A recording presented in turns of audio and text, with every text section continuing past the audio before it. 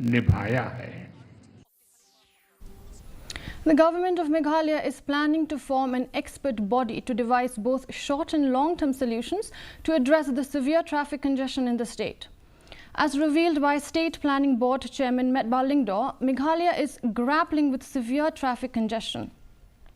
Over 23,000 vehicles travel daily from Shillong to Saura and over 21,000 head towards Guwahati, contributing to significant traffic jams, especially at the entry and exit points of Shillong.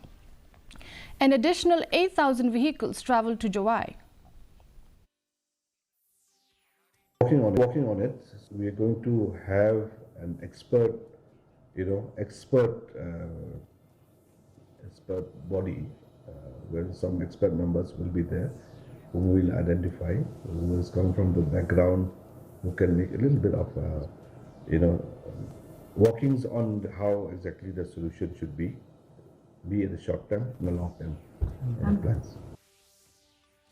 Successful staff nurse candidates today urged